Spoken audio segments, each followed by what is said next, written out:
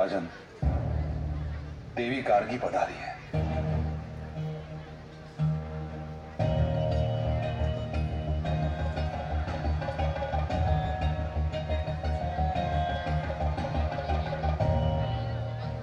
देवी गार्गी? वो तो केवल तब आती हैं जब शास्त्रार्थ करना हो।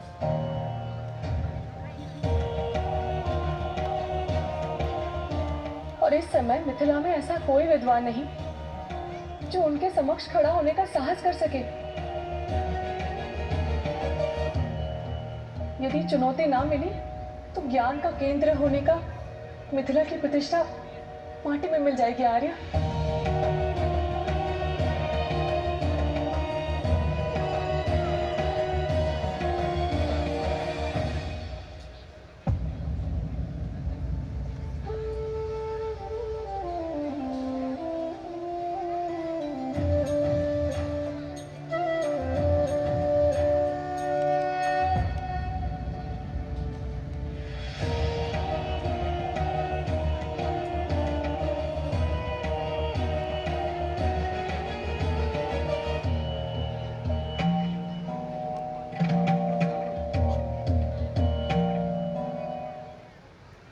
याज्ञवल्क्य के जैसे ज्ञानी को भी शास्त्रार्थ में पराजित कर देने वाली विदुषी गार्गी को जनक का प्रणाम। मैं यहाँ प्रणाम पाने नहीं आई हूँ राजर्षि जनक, मैं शास्त्रार्थ करने आया।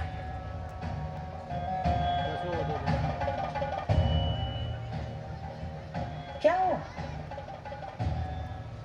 क्या यहाँ ऐसा कोई नहीं है जो मेरी चुनौती स्वीकार कर सके? मिथिला में कोई ज्ञानी नहीं बचा जो मुझे चुनौती दे सके। क्या ये शिव धनुष ही यहाँ के आकर्षण का केंद्र बनकर रह गया है राजन? पिताश्री की आज्ञा हो तो मैं माता गार्गी से चर्चा करना चाहूंगी।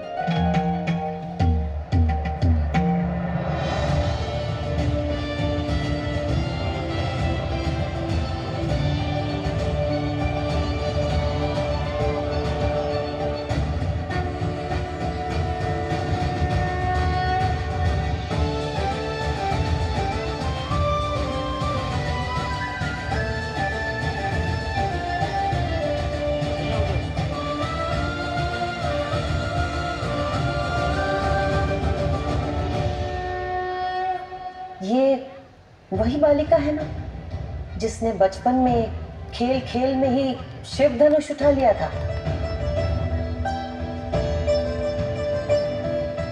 शक्तिशाली हो और जनक की पुत्री हो तो ज्ञानी तो होगी। तो शिव धनुष उठाने वाली सीता, क्या तुम मेरी चुनौती का बीड़ा उठा पाओगी? मुझे प्रसन्नता होगी कि पहली बार कोई स्त्री ज्ञाता मेरे साथ शास्त्रार्थ करेगी, क्योंकि अब तक तो केवल पुरुष ही पराजय का स्वाद चखते आ रहे हैं।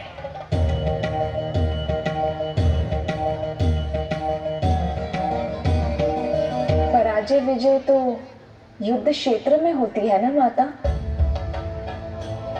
ज्ञान के क्षेत्र में तो विचारों का संगम होता है और आपसे कुछ ज्ञान का अंश ग्रहण कर पाना मेरे लिए सौभाग्य होगा।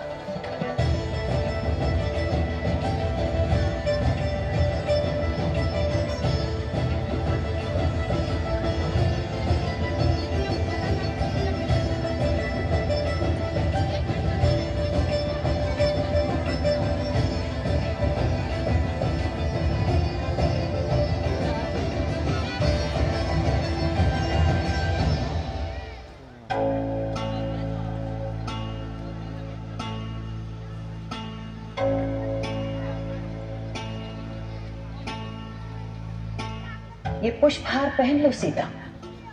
एक ज्ञानी का ये लक्षण होता है कि वो शांत होता है, धीरज धरता है। इस शास्त्रार्थ में जो भी हारने लगेगा उसका धीरज छूटने लगेगा और वो क्रोधित हो जाएगा। क्रोध में शरीर का तापमान बढ़ जाता है और बढ़े हुए तापमान से फूल मुरझाने लग जाते हैं। जिसके भी गले में स्थित ये कमल हार मुरझाने लगेगा वो पराजित माना जाएगा।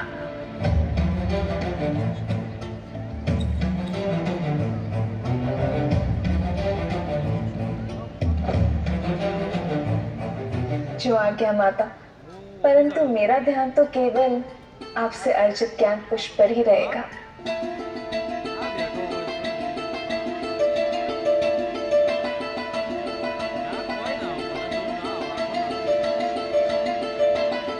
तो प्रारंभ करें सीता? अवश्य। सबसे पहले मुझे ये बताओ कि तीनों लोकों में सबसे ज्यादा शक्तिशाली अस्त्र कौन सा है? महादेव का पशुपतास्त्र, ब्रह्मा का ब्रह्मास्त्र, या फिर नारायण का नारायणास्त्र?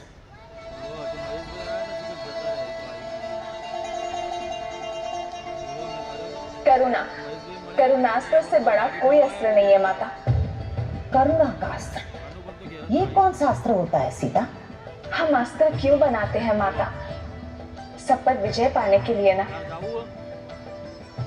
पर जिसके पास करुणा हो, सबकी पीड़ा समझने का भाव हो, वो इस संसार में सबको अपना बना सकता है। और जिसके सब अपने हो, उसे किसी भी अस्त्र की क्या आवश्यकता है माता?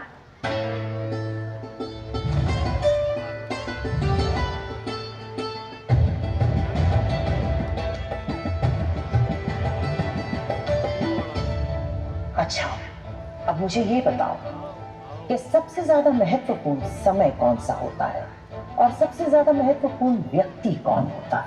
सबसे महत्वपूर्ण समय है वर्तमान, ये पल, ये घड़ी, क्योंकि जो बीत गया वो लौटेगा नहीं, और जो समय आया ही नहीं उस विषय में क्या कहा जा सकता है। और सबसे महत्वपूर्ण व्यक्ति वो है जिसके साथ हम अभी इस समय हैं, जिसे आपके लिए मैं और मेरे लिए आप माता की। अद्भुत।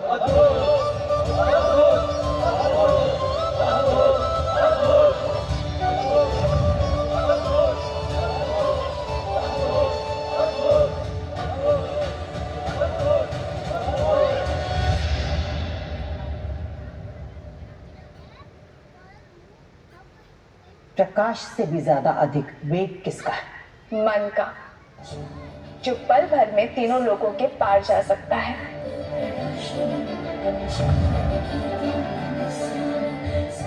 सबसे ज्यादा पवित्र क्या है? अग्नि, जिसका भोग लगाती है उसे पवित्र कर देती है। सबसे ज्यादा शुभ क्या है? शुभ शब्द, शुभ कर्म। सबसे उत्तम प्रार्थना, जो दूसरों के लिए की जाए। सबसे बड़ा मित्र कौन है? विवेक, जो सदा शुभ मार्ग पर ले जाता है। सबसे बड़ा शत्रु? अहंकार। सबसे ज्यादा सुंदर आभूषण कौन सा है? विनम्रता। सबसे बड़ा पराक्रम? त्याग। सबसे बड़ी विजय? स्वयं पर।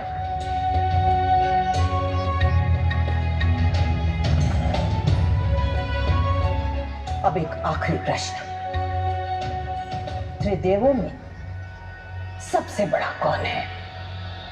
ब्रह्मा, शिव या फिर नारायण?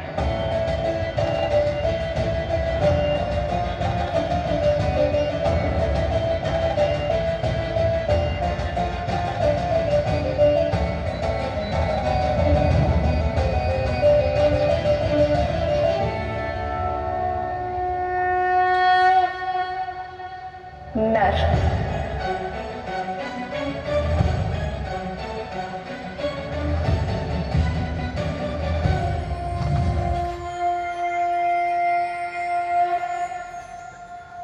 नर। ब्रह्मा, शिव, नारायण, इन सब से ऊपर नर कैसे हो गई सीता? जिस नर में करुणा हो, वो नर ब्रह्म समान है, क्योंकि करुणा से ही तो हर शुभ वस्तु उत्पन्न होती है ना माता। जिसमें त्याग हो वो शिव जैसा है, और मर्यादा उसे नारायण जैसा संतुलन स्थापित करने की शक्ति देता है।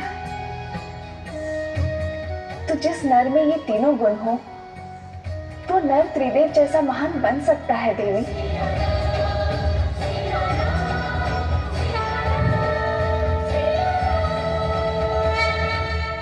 अद्भुत बुद्धि की धनी है जनक पुत्री सीता। राजा जनक पुत्री सीता की, राजा जनक पुत्री सीता की, राजा जनक पुत्री सीता की, राजा जनक पुत्री सीता की। अद्भुत, अति सुंदर। मैं आशा करती हूँ कि ऐसा ही नर तुम्हें वर के रूप में मिले सीता।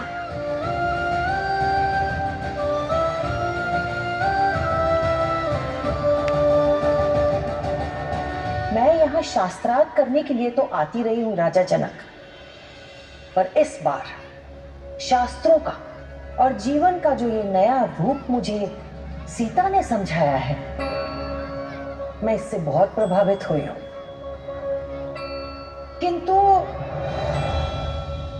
किंतु क्या? मुझे आपके लिए बहुत चिंता हो रही है राजन। ऐसा क्यों कह रही हैं आप देवी गार्गी?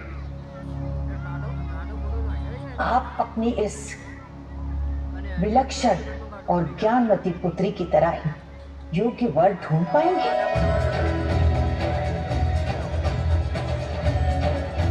जो सीता की तरह ही इतना योग्य हो कि कभी भी किसी भी तरह की परीक्षा के लिए हमेशा सज्ज रहे। जो वीर तो हो, परंतु उसके अंदर करुणास्त्र हो, जिसके मन में मर्यादा हो और कर्म में आदर्श। आपकी इस लक्ष्मी जैसी पुत्री के लिए नर में नारायण हो।